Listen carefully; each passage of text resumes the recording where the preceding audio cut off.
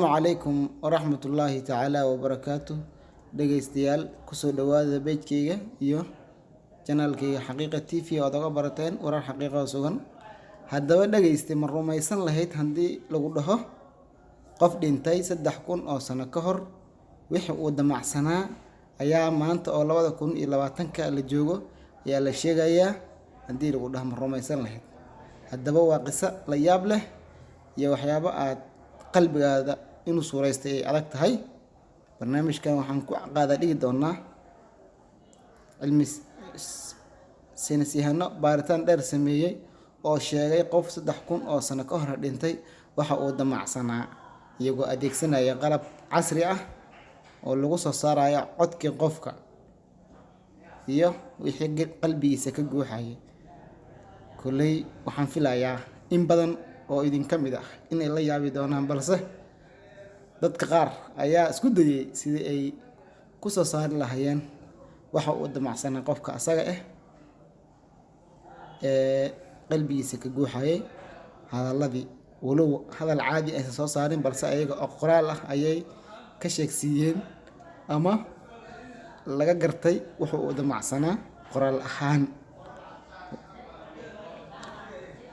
wax badan oo shuruudo ah kuma xirna ayay leeyihiin qofka in la maqlo wuxuu uu damacsanaa, balse waxa uu shardi ah inuusan kala go'in qaybtii laga rabay cod qaadaha sanduuqa codka qofka oo insan ka burburin oo ah meelaha dhuunta hoosteeda ah meel codka keediso ama codka uu ka soo baxo inuusan ka burburin oo ka baabi'in ayaa shardi ah. haddii intaas la helo waa fududahay in la ogaado qofkaas wuxuu damacsanaa.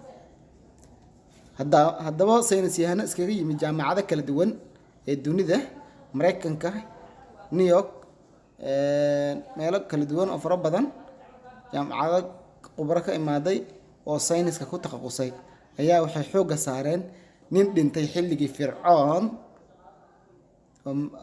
oo hogaamiye diimeed ahaa ama sidaa u taqaanaan baadari ayaa la soo saaray meydkiisii. walow waxyaalaha la yaab kale ay ka mid tahay inuusan isdeedeynin hilibkiisii naxashkii lagu xiray uu ku xirnaa isagoo aan weli dhammaanin. meydkii bay soo qaadeen, waxay sameeyeen kanaalay ku xireen soo saarayo codkii qofka iyagoo iskaankaas gelinaya. aad arkaysaan qalab fara badan ku isticmaalay waxay xaqiijiyeen oo soo bandhigeen in ninkani uu ahaa nin jecel codkiisa inuu soo caanbaxo oo uu noqdo nin taariikhdiisa iyo shanqartiisa iyo waxa uu soo gudbiyay la dhageysto sida fanaan ama qof cod baxsan leh adiga oo aad loo tixgeliyo codkiisa inuu noqdo ayuu damacsanaayo dheheen ayagoo isticmaalaya mashiino casri ah. waxaase la yaab mudan la yaab qof 3000 oo sano ka hor dhintay jirkiisa ishayay misna la sheegay in waxaas uu damacsanaa. wax qalbiga uu suureysan karo ma ahanbo. dadka intooda badan markii ay maqlaan waxay dhihi doonaan waxaan wax macquul ma ahan. haddaba haddii faahfaahin dheeri ah ama aad rabto cadeymaha ay soo saareen walow dhinaca sharciyada islaamka haddii miisaan loo saaro laga yaabo in dad badan ka dhalan doonaan in la suureeyo qof dhintay wuxuu damacsanaa 3000 oo sano ka hor wuxuu damacsanaa in la suureeyo ama la sheego uu dhaho qofkan waxaas uu damacsanaa. waxay noqon doontaa su'aal aad u adag in laga jawaabo, balse haddaba saynis yahano caan ah ayaa qalbi iyo juhdi badan geliyay. waxay sidoo kale sheegeen in ay fududaan doonto mar dhow iyaga oo u isticmaali doona kombiyuutar casri ah oo loo diyaarinayo in lagu ogaado qofkaas qof walba oo ay baaraan wuxuu damacsanaa qofka asaga markuu u dhimanayay. ninkan waxay dhaheen waa nin aad u jeclaa inuu soo caanbaxo codkiisa soo saaro si meel dheer uu u gaaro.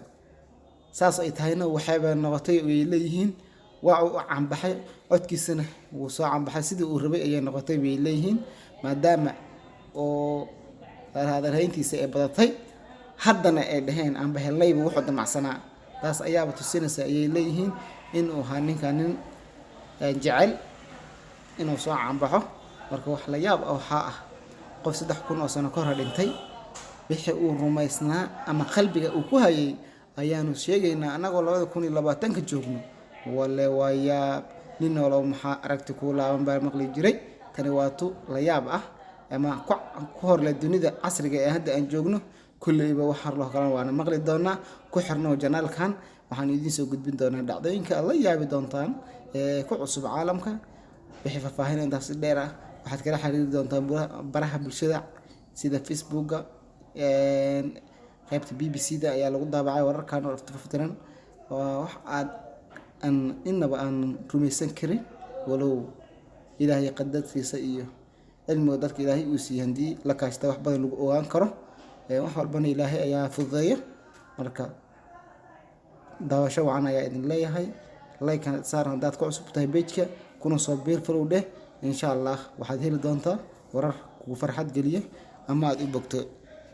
السلام عليكم ورحمة الله تعالى وبركاته.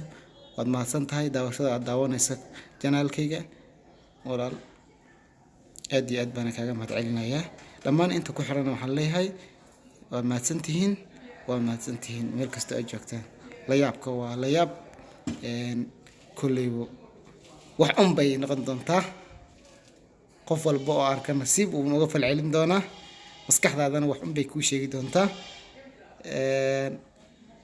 balse hala yaabina adduuni baa la joogaayo wax kasta waad arkaysaa. ninkii nool baa hal yiri aragti baa u laaban reer xamarka xukuma maahan cimriga aad raagay geel ayuu ku tusaa. kani waa tu muujinaysa